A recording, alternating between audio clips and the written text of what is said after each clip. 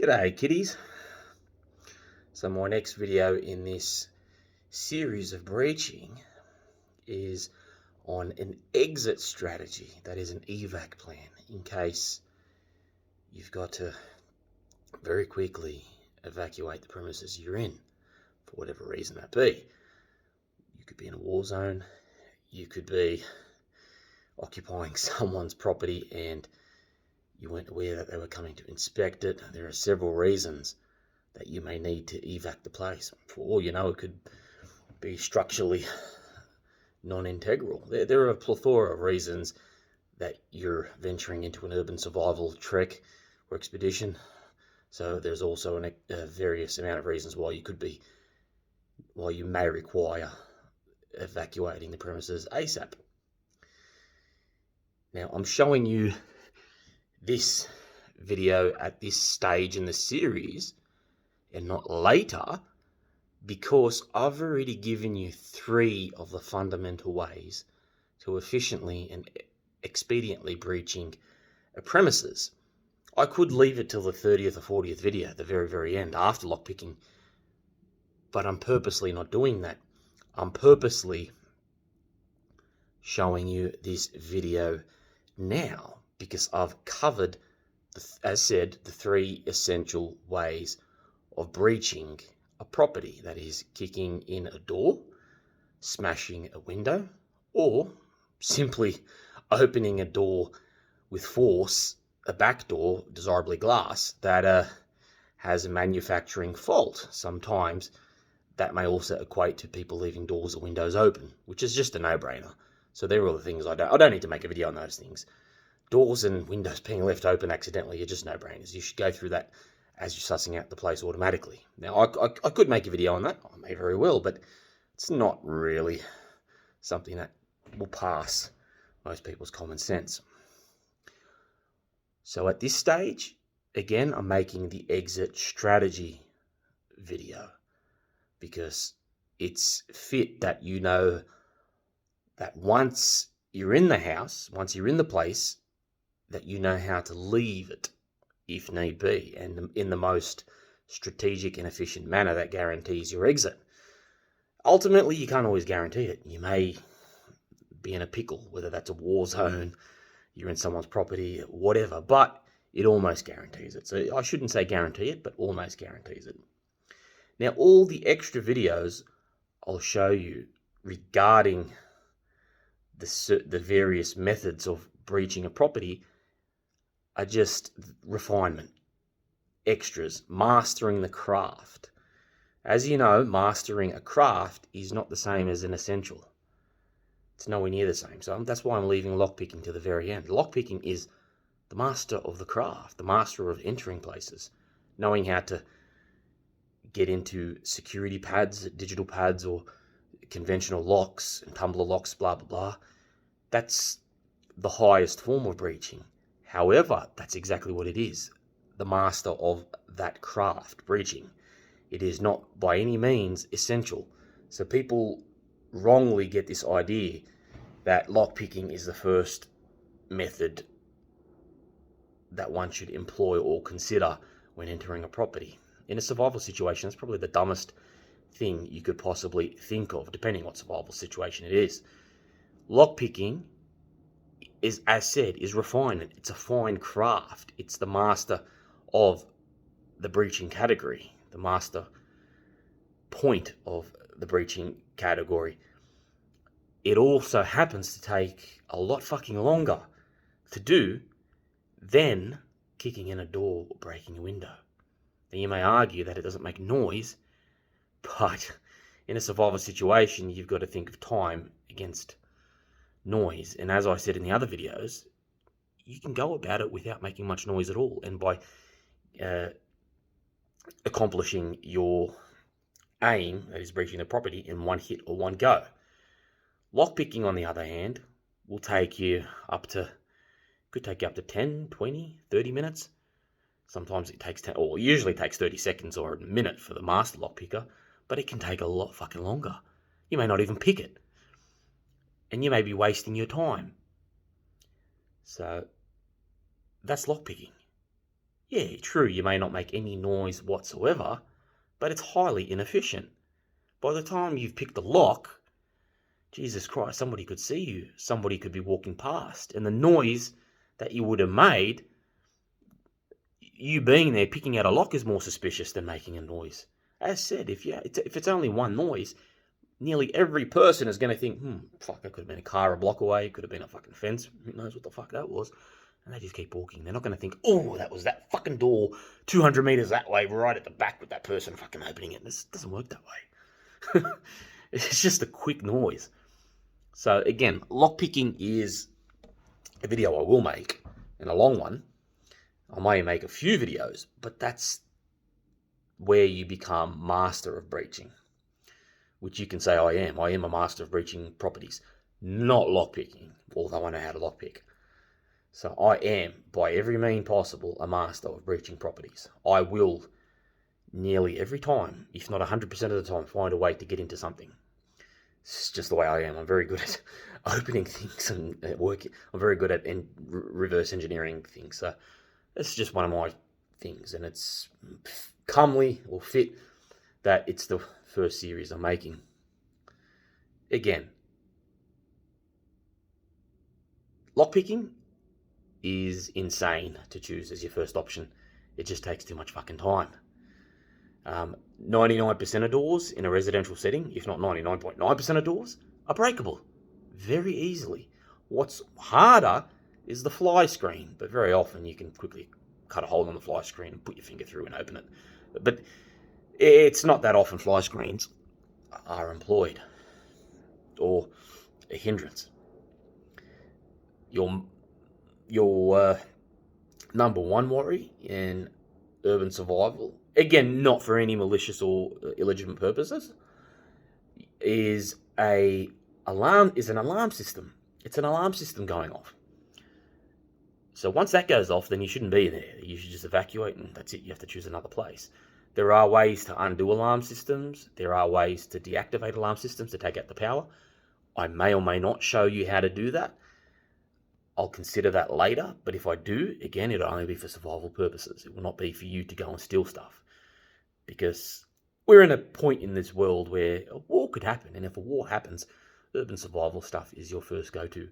You really need to know this sort of stuff to survive. You don't want to be sitting outside of fucking premises wondering how you can get in there when you've got the information here to get in there and save you and your kids. Wars can be like that. Wars can be a matter of you living and dying just because you can't get into a place. So that's one of the reasons I'm making these videos. Now that we've covered the fun part, exit strategies. Note that I'm using the mansion I've been given a key to. It doesn't make it any less realistic, because I'm technically not allowed to be here. This is technically trespassing. Yeah, it's fucking vacant, and there's only fucking things there's nothing in this place. It's just got electricity and some running water and things I can cook with and nothing more, but I'm still technically not allowed to be here, even if it's not really harming anybody. Even if I was given the keys, it doesn't mean I'm allowed to be here. So, that being so, I can still simulate. This is still as realistic as it gets, because I am actually in this situation. You are listening to somebody who is technically, who is homeless, who is living the homeless life. Right now I'm homeless. This is a homeless abode, which is what I call it. So, if somebody was to walk through the front doors now, I would have to enact a type of strategy. What exit strategy I enact, I don't know. I'll have to find out. It depends on the balance of probabilities and circumstances, etc. But I'm going to explain now how I will formulate an exit strategy, which I formulated the very moment I came to this place and selected the ideal room. So, taking the videos I've already shown you into consideration as your main tool bag of how to get into a place, with all the future videos I show you just as an extra, as a supplement, not as an essential, taking those videos into account, this is the very next thing you would do after you enact what I explained in the very first video. So if you recall, in that first video, I explained how you should go about selecting houses and going into the place. Then I showed you the 3 next videos, which shows you actually how to get into the place. Now, this video is the very, very first thing you should formulate when you're occupying the place and sleeping there or doing whatever you're doing. Okay? So, bear with me. I've got to turn on my thing. No.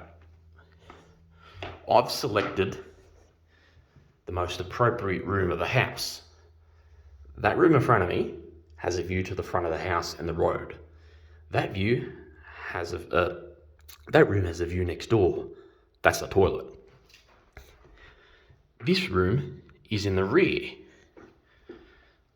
If I walk here, I've got a balcony here. This is the 3rd level. I think it's 4th level technically. This is the mansion. If I go onto that veranda, that balcony on this fucking gigantic 4th level, that house there can't see me. That house there can't see me. It's all blocked. And in front of me is not another house. It's just vacant land for moles. It's not far from the beach, this place. So I've selected the most fit room to not be seen by people, but at the same time to also have an evacuation option. So note what I do. Lock. Now that can be picked quite easily. I'm not going to show you how to do it, but I do it all the time. That can be picked easy, although it's technically locked. But you should still take precautions. So watch what I do.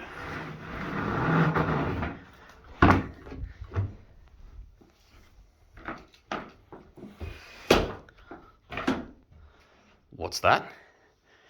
This is like a domino of panels, and that goes against the sliding doors.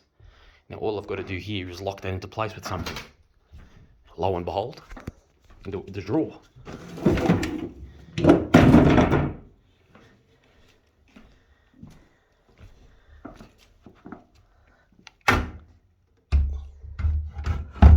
Perfect.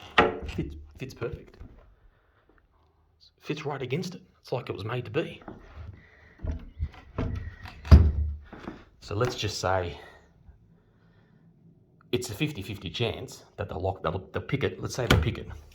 Even if they start to open it, fuck, I'm using a lot of strength. Jesus, do you know how strong I am? I'm strong as a bull. Fuck, I can't budge this. So even if they're banging on it, pushing on it, the door's going nowhere. They'll have to actually get equipment and smash the door. That'll be and mind in mind with what I just showed you. No one actually enters a place like this for inspection thinking there's someone sleeping in the room. It just doesn't work that way. It's not like they're gonna have a sledgehammer on them, or a fucking powerless drill, or some fucking kind of drop saw or fucking portable saw. It's not going to be like that. So if they decide, shit, I want to actually go in that room, although it's highly likely, as soon as they see it locked, they're probably going to get turned off it and think something else. If worse comes to worse and they really want to get in the room, that's probably going to be 10 to 15 minutes later, which is precisely my point. Onto the balcony. Have a go at this.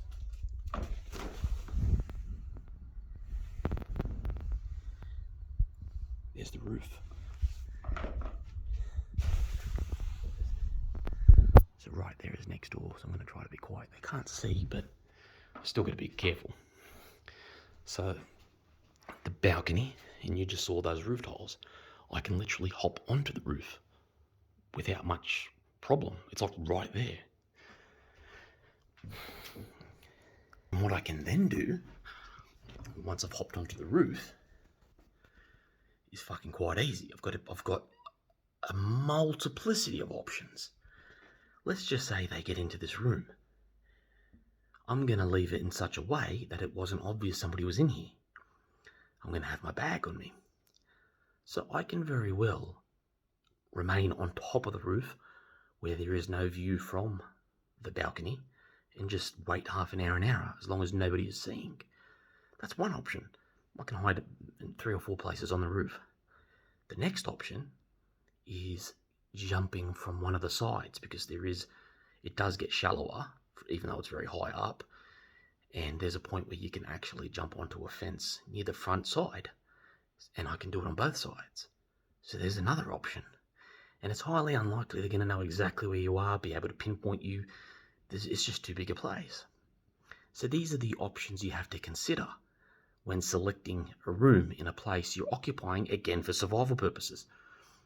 So you need to formulate immediately a survival strategy, an evacuation strategy. This is my evacuation strategy. It's going to work 99.9% of times, unless something strange happens for some weird reason. Unless fucking army commandos come dropping from the roof with ropes and everything, which isn't likely to happen, since this is a very benign form of urban survival of myself. I'm just homeless. I'm a threat to no one. So nearly 100% of times, I'm going to exit without much problem. You're not going to get through that door without tools. Even if you kick it, it's going to do nothing. You're not going to be able to kick a hole in it. It's too strong a door. You have to get tools. So remember all the measures I took in this room just to ensure I have an exit strategy. And that's what you've got to have in mind. You've got to pick the right room so nobody can see inside, nobody knows you're there. That's to begin with. But it's also got to have a very suitable evacuation point. And in this case, it's the fucking roof. And it's just easy pick. It's easy going to the front to exit, whatever option I choose. Easy. There's no danger. I'm not going to slip from that angle. If you saw the roof in the day, you'd understand. But you just understand the point. I don't even have to show you the roof. It doesn't present a threat. If it presented a threat, it's probably not worth taking. I'd probably need to select another room or another method. But it's not. Where the roof dips, it's favourable because it only slides against the balcony. If I slip, I'm only going to land against the balcony. So that's another thing you really got to consider. You've really got to take into account how dangerous the exit is. Is it worth losing your life? Of course not. Is it worth breaking your bones? Of course not. So weigh the options. Obviously, if it was a war scenario and people were shooting, then you are going to risk it. So again, these are all the options you need to take. You need to consider, and that's my quick lecture, nearly 18 minutes. That's my lecture on how to efficiently choose a room and, most importantly, have that evacuation option. Know what you're doing. Again, to recap, you've got the 3 essential ways to breach a property. That's all you'll ever need. You don't really need the next 10 or 20 I'm going to show you anyway, just so you are a master of the craft like I am. You only need the 3 I've shown you, because that's going to get you into a suitable place, a place that you don't need to stay in Fort Knox or a government facility. It's going to get you into all the shelters in an urban setting that you'll ever need to get into. So you're equipped with the 3 fundamental ways of getting into an urban shelter. You've got the methodology, the perfect methodology to ensure it happens and that it's foolproof. You're not going to get busted or caught on the act. So with all that, you've got this now, the exit strategy in case worst case happens. Now, I've been doing this for nearly a year. Yes, believe it or not, I've gone, Jesus, hundreds, if not fucking thousands. I've gone into every room you could imagine in the last year. Stayed at crazy places, stayed in caravans, stayed in parks, stayed in fucking bushes, stayed in nursing homes. Oh, Jesus, the last year has been nothing but a fucking amazing trip. And I'm telling you, I've not been busted once. And that's cocky. That's cocky if I say that as if I can't be busted, because I can. Just because I've gone a year without being busted doesn't mean that I'm going to go another day without being busted. That's just stupidity. Murphy's Law. Always remember that. Anything could happen at any moment. But, if I look back at the whole year that was, there were several cases where people walked into the house I was occupying, which very well could have been them. And I affected that exit strategy every time to success. One was in a church property. I actually flopped out of the window, ran outside the big bush acreage, 100 metre, 200 metre dash. And I think they even knew I was in there, but they didn't know where I was going. They didn't know which direction I ran in or anything.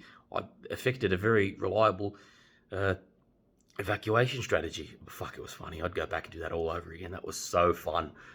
So yeah, it was like they were opening the door, trying to open it. It's fucking open. It's not open. And it's like they knew I was in there. And I very quietly opened the window.